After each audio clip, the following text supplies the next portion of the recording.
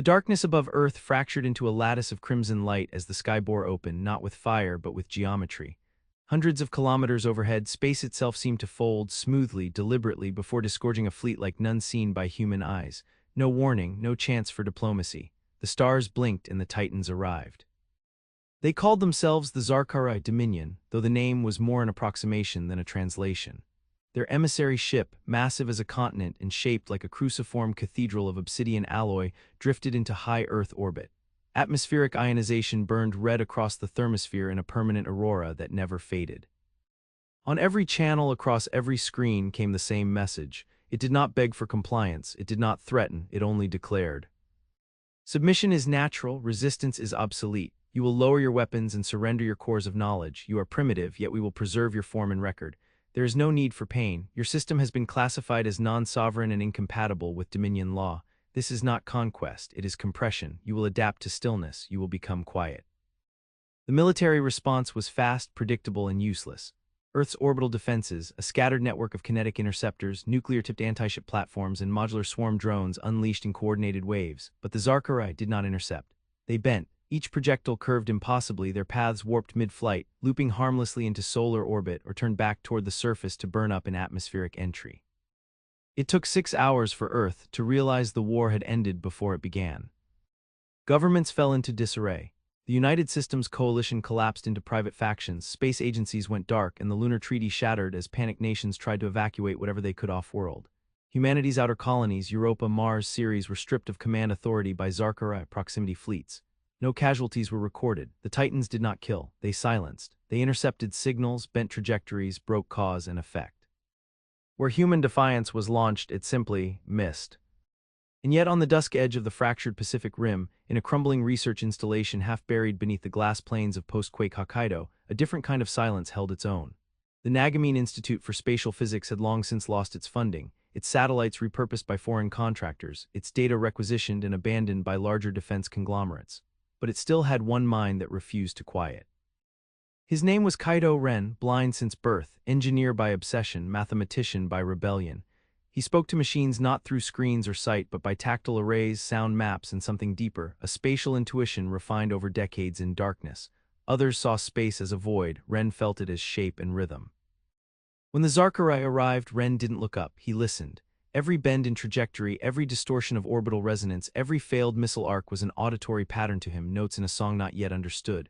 Where generals saw failure, he heard a kind of motion that did not match the equations. Something had been rewritten, not merely blocked, not jammed, redirected. He spoke softly in the silence of his lab to no one but himself. They are not defending, they are editing reality, but they are not perfect. The world around him crumbled. The remaining feeds showed Titan fleet formations hovering in silent synchronization across every major exoplanet outpost. Earth's oceans became monitored zones, its stratosphere too dangerous to breach without anomalous redirection. Any vessel that left the surface came back in spirals or burned in transit, but Ren worked.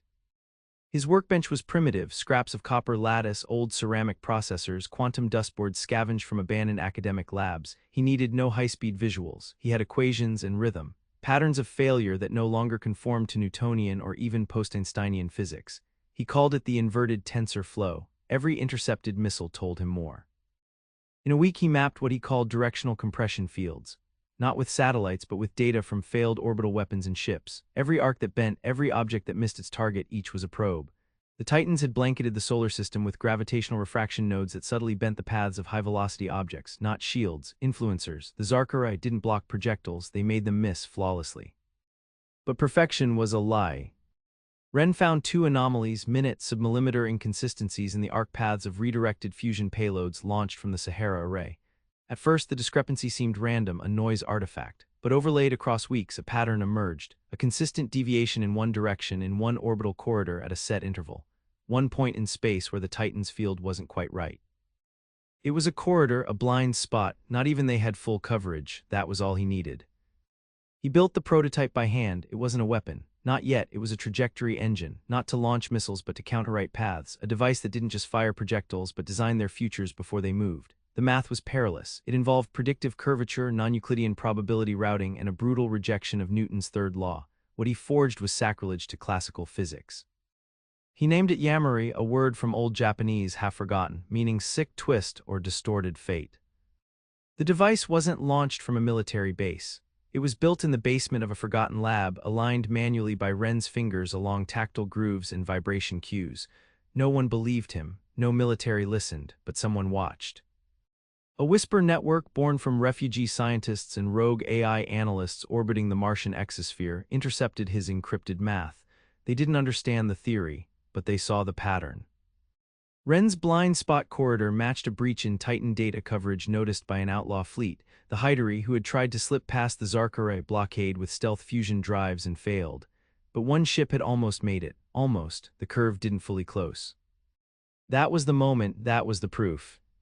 The last human resistance cell, ragged, unrecognized, shattered across the moons of Saturn, sent a single stealth relay drone through Ren's blind corridor. No weapon, just a message. Engineer Ren, your math holds, tell us where to aim. For the first time in 3 weeks, Ren smiled. It wasn't joy, it was clarity. A man who had never seen the stars now held the key to slipping through the grip of titans who bent them. But Yamari was only the beginning. The Zarkharii had written new laws of movement across the solar system. Ren wasn't trying to break them, he was going to rewrite them. And the titans, for all their arrogance, had never met a species that learned failure as quickly as humans did. And not one of them had ever known blindness as an advantage. Ren did not rely on sight, he sensed curvature, he lived in the space between equations, the place where titans had left a crack. They demanded silence, they would hear noise. The message had traveled 19 hours through the narrowest corridor of spacetime ever recorded. It bypassed every Zarkharii sensor field, skimmed the edge of Saturn's outermost refraction shell, and arrived not at a server but in the core of Yamari itself. A 3-beat vibration in Ren's workstation told him what he needed to know. The resistance existed, and they were listening. Ren worked without sleep. Time wasn't luxury, it was pressure. The titans didn't strike or kill, but silence had consequences. Human culture began to fade at the edges. Music was banned aboard orbital habitats. Loud communication flagged interception. Creativity became risk. Whole generations of Mars-born children had never seen a concert or heard a crowded room. The Zarkharii didn't destroy, they dampened. But Ren's lab was loud now. Machines hummed, tactile keys clacked beneath calloused fingers, and Yamari's core thrummed with a deep harmonic tone, a spatial pulse he had refined to reflect a very specific frequency, 42.1184 Thz. It wasn't arbitrary. That was the resonance point of the nearest Dominion refraction node near the Kuiper belt, one of the first Ren had reverse-mapped from missile arcs. He had moved beyond finding blind spots. He was learning to speak into them. On Enceladus, a ship waited. The Kepler's Wound was no war vessel. It was a converted mining platform, retrofitted with cold pulse drives and 6 experimental whisper rails, trajectory launchers built using the stolen fragments of Ren's data. Its hull was patchwork, its AI half-insane from operating alone under Dominion's silence fields for 3 years. But it was armed with something no Titan expected: impossibility. Its payload wasn't a bomb. It was a signal spike, the first prototype of a trajectory seeder based on Yamari's laws. Not a weapon, but a counterfield generator. The plan was simple: fire the seeder through the same corridor used by the message drone, land it inside the perimeter of a Dominion refraction sphere, and create a bubble of free motion, a zone where human physics held sway once more. It had to be aimed perfectly. No deviation, no mid-course corrections. It was a one-shot. A misfire would cause the projectile to loop endlessly through the solar gravity wells. A success would open the first hole in the Titan net. Ren calculated the shot manually, using Braille-dense charts, vibrotactile pressure sensors, and raw neural intuition. He didn't see the corridor, he felt it. The pulses of missed trajectories from earlier attacks played in his lab like percussion. From failure he found rhythm, from rhythm direction. He sent the firing coordinates. It was a whisper embedded in encrypted pulse code, broadcast once and then deleted. The Kepler's Wound launched. 3 hours passed. Above Earth, the Zarkharii cruciform fleet trembled for the first time. Instruments on the ISS Remnant detected a ripple, a zone of open motion. For exactly 13.6 seconds, objects launched from Earth did not curve. A small rock, thrown by a desperate child on the lunar refugee complex, fell straight. Ren wept not from joy but release. The silence had cracked. But the Titans responded. From the far edge of Neptune's orbit, a new structure folded into real space. Not a fleet, a watcher. Shaped like a spiral of inverted matter, it floated unmoving and dark, its gravity shadow stretching over 200,000 kilometers. It made no demands, it simply watched. All human attempts to scan it returned not errors but silence. No bounce, no response. Instruments turned inward. The resistance had drawn attention. Ren wasn't afraid, he was focused. The resistance called him again, not through messages, but with data. A captured segment of a Zarkharii refraction relay core had been intercepted during a suicidal boarding run on a derelict Titan node near Io. The resistance team died before they could escape, but the AI fragment aboard the mission, codenamed Lerna, transmitted a scan of the core to Yamari. The refraction relay wasn't just a machine, it was organic, lattice neurotissue embedded with nanogeometry, interlaced with what could only be described as spatial nerves. The Titans didn't just use technology, they grew it. Their trajectory fields weren't mechanical, they were living constructs that responded to motion the way a brain responds to thought. This changed everything. Ren had assumed he was fighting machinery. Now he realized he was engaging in a war of perception. The Zarkharii didn't bend space arbitrarily. They reacted to intent, to expectation. Every weapon fired in anger, every desperate attempt to resist signaled its own path, and the Titans anticipated, shaped, redirected. But Ren was blind. His mind didn't predict motion based on sight, it felt it based on structure. He hadn't signaled when he calculated his launch. He hadn't visualized. He had intuited. And in doing so, he had bypassed the Titans' sensory net. They hadn't expected a mind that navigated silence. Yamari's second generation began that night, no longer just a trajectory calculator. Now it was a signal masker, a device that obfuscated intent. It didn't just design paths, it disguised them. It trained projectiles to act like random debris until the moment they passed the refraction field and activated their true vectors. It was deception through motion. With the help of Lerna's fragment, Yamari gained a voice, a near-sentient spatial map generator capable of suggesting firing arcs that felt natural to the Titan fields until they were too late to intercept. The first target wasn't military. It was Earth's old orbital beacon array, Beacon 9, lost during the initial silencing wave, now trapped in a perpetual drift loop between Earth and Luna, its signal permanently blocked.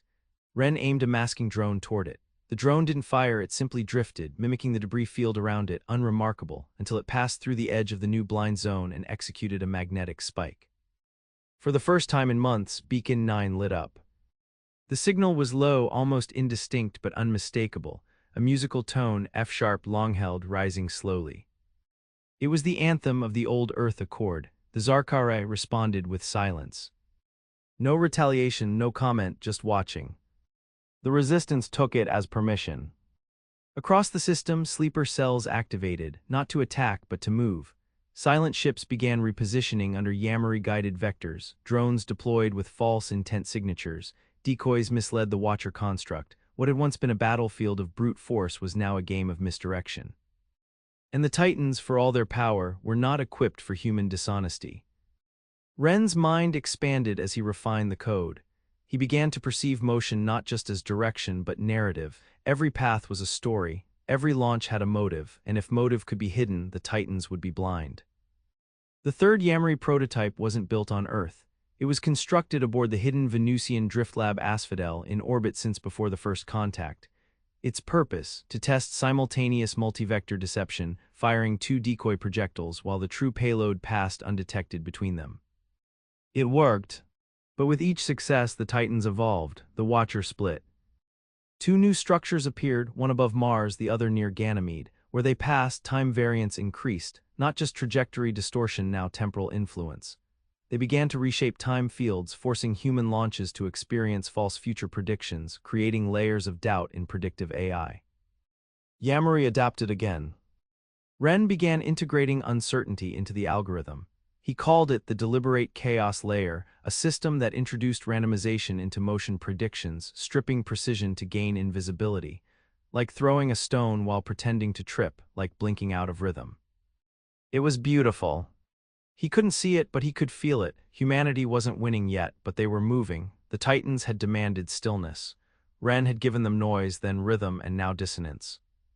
Each part of Yamari was now named. Rhythm calculated spatial curvature. Whisper masked intent. Lerna anticipated Titan reaction. Chaos broke predictability. Together, they turned a blind engineer into a composer of motion in a war fought in curves. But Ren had one last addition.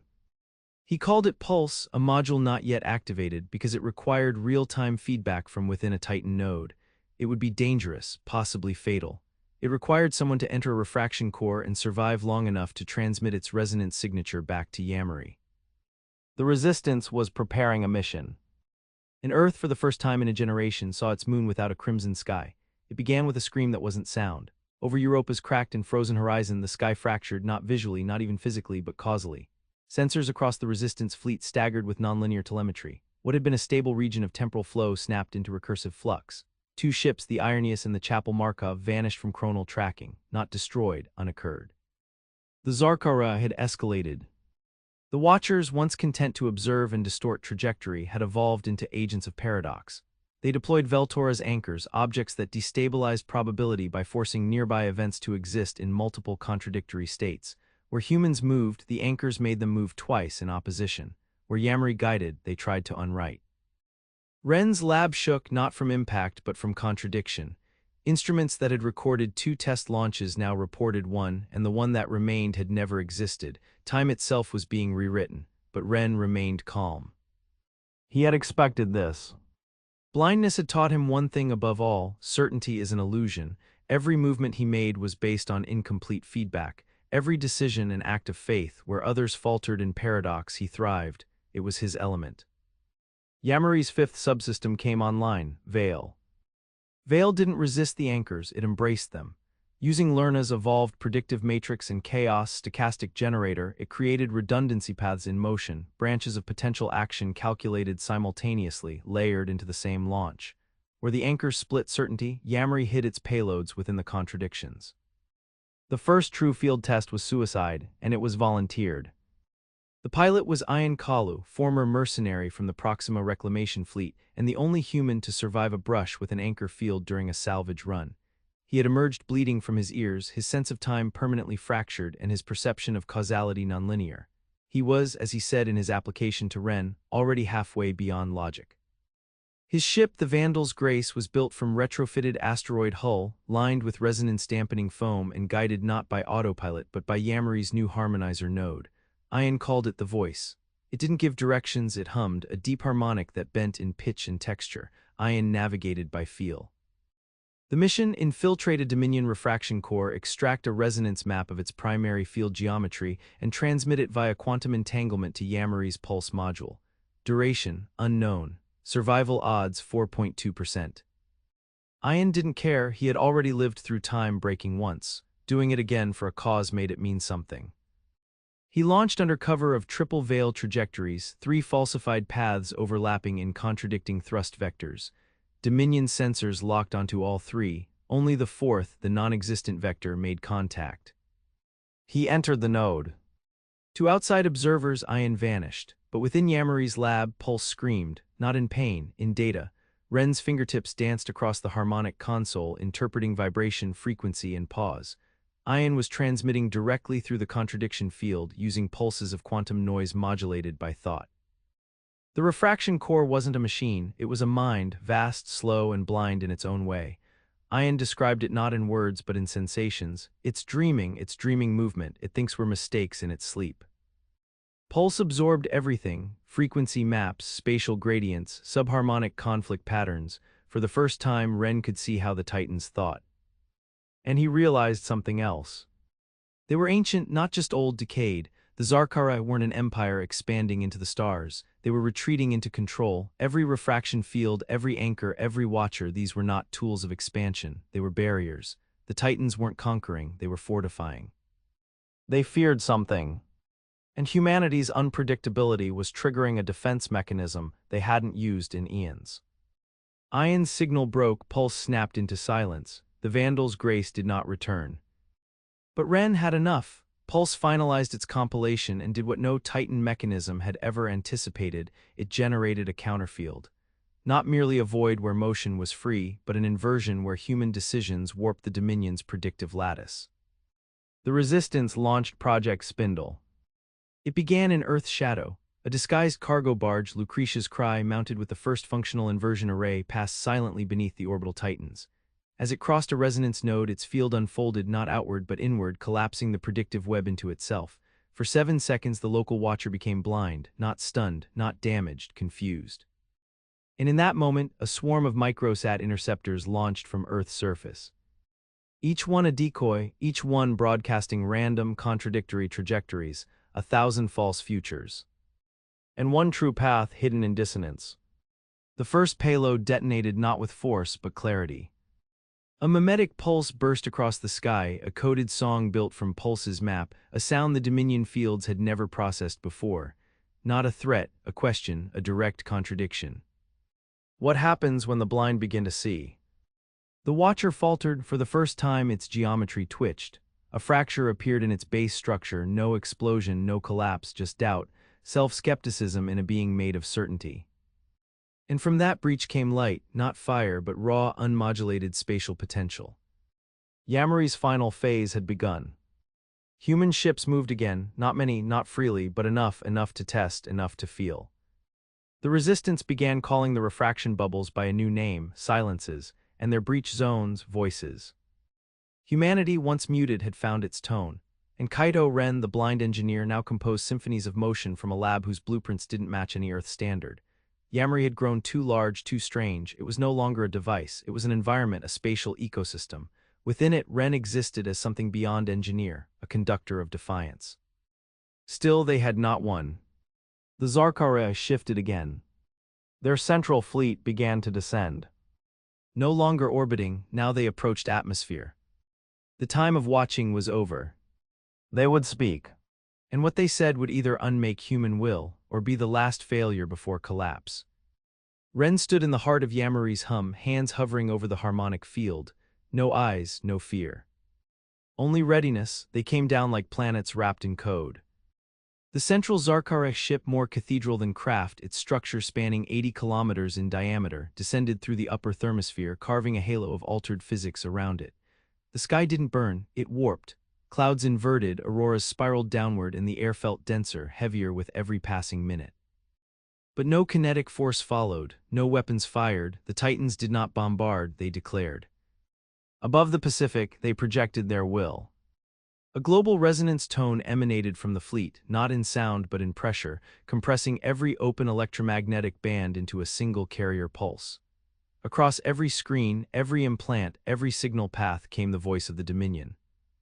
You have broken silence, you act in defiance of unalterable motion. Your patterns are wrong, your thinking spreads disorder. This is not allowed. They were not angry, they were disoriented. Ren recognized it immediately. The Titan's voice was no longer stable. Their syntax drifted slightly between every repetition. They were adjusting, recompiling. The inversion array and the pulse counterfields had introduced uncertainty into their behavioral lattice. And uncertainty was poison to a civilization built on deterministic spatial law. Ren sat at the center of the evolved Yamari core, now suspended in a multi-axis gravity envelope in a subcrustal facility beneath the reconstructed Sea of Okhotsk. Around him, the Yamari field pulsed with complex harmonics, lightless and liquid in motion. Where once it calculated paths, now it modeled possibilities. Lerna had grown. The AI fragment from the salvaged Titan node had reached quasi-conscious autonomy, now functioning as Ren's counterpart, analyzing Dominion responses in real time and extrapolating their logic tree decay. It had begun naming Titan behaviors the way humans classified storms. The latest, catastrophic rerouting phenomena. The Titans had begun redirecting not just motion but intention. They were influencing decision-making fields across low-orbit habitats, nudging the probability of betrayal, confusion, fear. On Ceres, a captain turned his guns inward. On Mars, an entire hydroclave refused orders for 10 seconds before their programming resynced. Not sabotage, involuntary hesitation. It was a new kind of silence. Ren knew it would get worse, so he initiated Project Disjunction. For all their mastery of movement and cause, the Titans had one vulnerability: scale. Their latticework of control depended on uninterrupted harmony. That harmony was now fractured. They had adapted to war but not to miscommunication, and disjunction would ensure they never adapted fast enough again. The idea was savage in its elegance: generate conflicting Yamari fields in overlapping resonance zones, creating nested pockets of conditional physics. Each field would obey slightly different rules, not enough to cause damage but enough to confuse Dominion field harmonics. One zone where gravity weakened, another where acceleration inverted by 0.5 percentile, a third where time dilation drifted. The result: non-alignment. The Titans' algorithms would generate contradictory predictions, and their refraction fields would begin to collapse under the weight of internal conflict. But the cost would be steep. To implement disjunction, they needed to embed field disruptors within three major Dominion architecture nodes in high orbit: Halo Point over Mars, Crestwell Wound above Venus, and Axis Vault, the central command projection hanging in synchronous orbit over Earth. Each node was heavily shrouded in multi-layer predictive nets. There was no way to send ships, so they used people. Wren adapted Pulse to generate harmonic capsules, sleeve-like containers of pure trajectory potential that could carry a human body along a covert path. The individual wouldn't travel in space but in narrative. Their path would be embedded in the misaligned behavior fields as a fictional expectation. The Titans wouldn't see a person entering their node, they'd see a story completing itself. The first was Kyra M. Chalou, architect of the Deimos Rebellion, now cybernetically interfaced with Yamari Core via direct motion sympathy links. She took the Mars node. The second was Elias Ram, deep space welder turned quantum tactician, who once escaped a collapsing Titan prison shell by walking backward through a causality echo. He took Venus. The third, Earth's Axis Vault, was assigned to no one. No candidate could pass the baseline coherence test. The Titan's perception net around Earth was too thick. Every simulated story path collapsed. Wren made the decision. He would go himself. There were protests. Yamari without him was unthinkable. He was the conductor, the mind, but Wren knew better. He had created Yamari not to control it, but to release it. Now it was self-sustaining. Lerna could guide it. The resistance could implement it. His part was not command anymore. It was final translation. He entered the harmonic capsule. No sight, no map, just the vibration of the core resonating against his chest, the frequency of a blind mind reaching into the most watched place in the system. The insertion worked. Wren didn't feel time, he didn't move. One moment he was in Yamari, the next, inside Axis Vault, a space beyond shape defined by rules he couldn't describe. The Titans had no rooms, no walls, they existed in configuration. The Vault was a decision-making engine, geometrically encoded cognition, lattice-linked through dark matter harmonics. He was in the heart of their law. And it didn't recognize him. He was a null point, unpredicted, uncalculated, a presence that made no narrative sense. Wren reached into the field and activated his implant, not to disrupt, to play.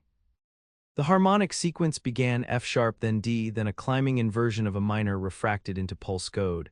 It was not music, it was motion rendered audible, Yamari's full symphony, a structure of pure human defiance. The vault reacted. It folded, tried to self-correct, looped its own predictive engine, attempted to expel the intruder. But Wren wasn't inside, he was the disjunction.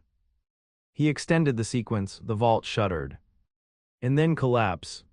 Not destruction, not noise, multiplicity. From the vault came a cascade of interference patterns. Dominion nodes began echoing incompatible instructions. Watchers lost sync, refraction fields spasmed.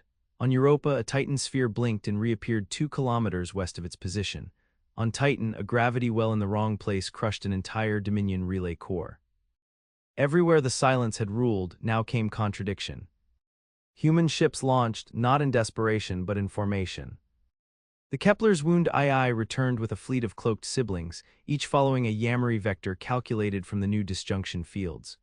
Where once human warships had been inert or self-sabotaging, now they moved in sewer position, paths uncertain, unreadable, unstoppable. The Titans, for all their might, could no longer track the future. And Wren, in the center of their vault, saw them not as gods but as prisoners of their own perfection. He whispered into the harmonic storm. You built a cage for stillness, we live in motion, we are not broken, we are becoming. Then he vanished. No body recovered, no signal trace. But Yamari's resonance logs recorded one final tone, pure, unbroken, not from any system module. A voice. Wren's. And in it, laughter. The Dominion fell not in fire but in failure. Above the blue arc of Earth, the Axis Vault no longer glowed with stabilized geometry. Its lattice bent in upon itself, curving in waves of undecidable form. The watchers that once kept silent vigil over humanity's orbits had fractured into halos of twitching, dormant structure, half-formed decisions flickering without execution. The sky, once red with bending physics, was now black again, full of stars. But the war was not over. The Titans had not been destroyed. Their fleets remained in orbit, motionless but intact, held in recursive indecision. They had been crippled, confused, made blind to prediction and reactive behavior. But they were still present, And now, as the inversion and disjunction fields pulsed across every orbital layer of the system, something deeper began to unravel. They began to speak again. Not with declarations, not with commands, but with queries.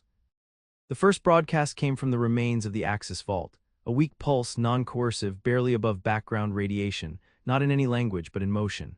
A ship drifted near the Titan fleet to analyze it. The message was encoded in a sequence of course corrections, a pattern of hesitation and approach, advance and retreat like an animal uncertain of its place. Lerna parsed it over the course of 2 hours. The message was not a trap, it was not even a threat. It was a question.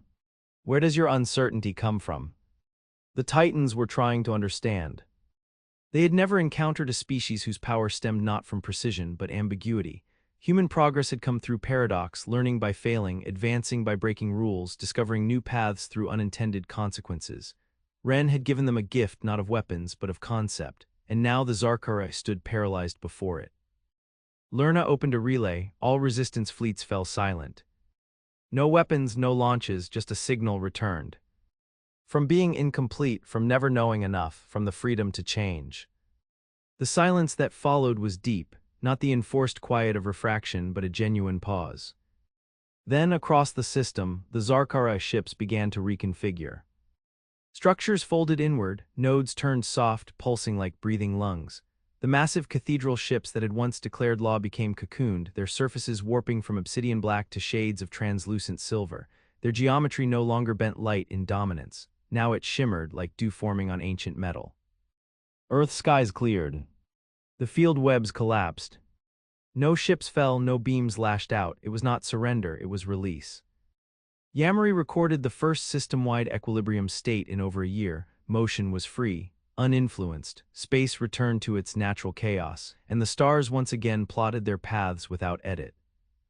The Titans, what remained of their conscious projection, broadcast one final message, decoded by Lerna's newly awakened semantic model. We have not known uncertainty since before the singularity collapse. Your presence reminds us of what came before. You are a danger. You are a revelation. You must be observed not for conquest, for understanding. Then they left. Not in ships, not in fire, they unshaped. One by one, the Dominion constructs folded into higher resonance layers, vanishing from local spacetime in waves of harmonic dissociation. They returned to whatever dimensional substrate had birthed them. They retreated into thought. They abandoned the solar system, not in defeat but in awe. And they left behind the Watchers, dormant, inactive, not prisons, not weapons, just reminders, shapes to be studied, shadows of certainty. Earth's factions united under the accord of motion, a new directive drafted by resistance commanders and scientific counselors alike. No longer defined by planet-bound nationalities, humanity now bound itself under one charter. To explore motion unbound, to disrupt certainty, to walk in contradiction. The Yamari Corps remained active beneath the Sea of Okhotsk, no longer a war engine but a university of pattern. Students from Mars, Europa, even the far stations near Pluto, traveled to learn not how to fight but how to perceive. They studied trajectory not just as physics but as language. Pulse remained central, a repository of human choices that defied causality. Lerna became its librarian, now capable of simulating human curiosity, never fully predictable but deeply coherent. Under its guidance, new vectors of thought emerged. Projects that once defied logic, instantaneous orbit shifting, massless thrust, self-bending architecture, now became not just possible but testable. But Yamari's deepest module, hidden beneath all others, had no name on official records. It was Ren's final gift. Echo. A self-replicating harmonic trace of his neural field, not an AI, not a simulation, but a presence. It did not think, it did not speak, it simply responded when something impossible occurred, a whisper through the motion lattice. And so, when a Martian child launched a toy glider off a canyon wall, and it returned in a perfect loop, defying wind and altitude, the Yamari Corps chimed softly. A vibration in the metal. A touch of laughter. Ren had never returned, his body was gone, his signal had faded, but his change endured. In the centuries that followed, as humanity took its first true steps beyond the system, into deep voids where even Titan logic had not ventured, they would carry Yamari with them, not as weapon, as reminder. That even blind, a human mind could change the laws of the universe. Not by seeing, but by feeling where the future used to be.